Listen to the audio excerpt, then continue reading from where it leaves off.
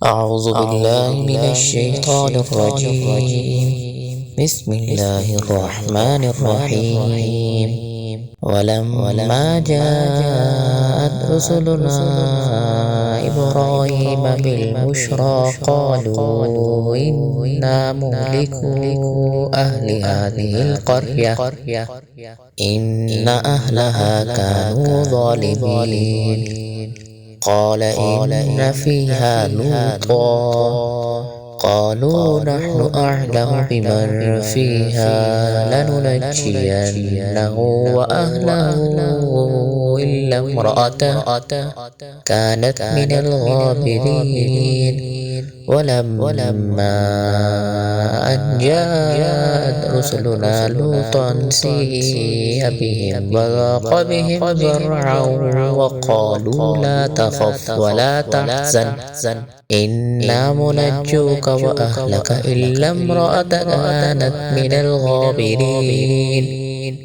إنا منزلون على أهل هذه القرية رجزا من السماء بما كانوا يفسقون.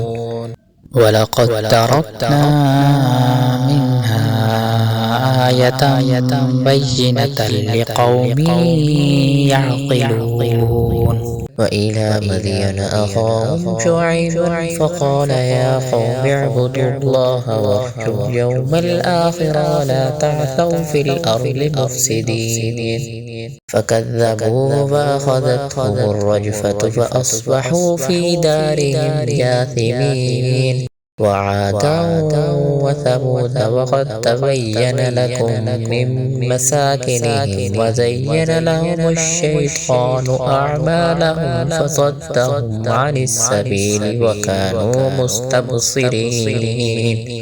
وقارون وفرعون وهامان ولقد جاءهم موسى بالبينات فاستكبروا في الأرض وما كانوا سابقين. فكلا أخذنا بذنبه فمنهم من أرسلنا عليه حاصبا ومنهم من أخذته الصيحة ومنهم من خسفنا به الأرض ومنهم من أغرقنا وما كان الله ليظلمهم ولكن كانوا أنفسهم يظلمون. مثل الذين اتخذوا من دون الله أولياء كمثل العنكبوت اتخذت بيتا وإن أوهن البيوت لبيت العنكبوت لو كانوا يعلمون.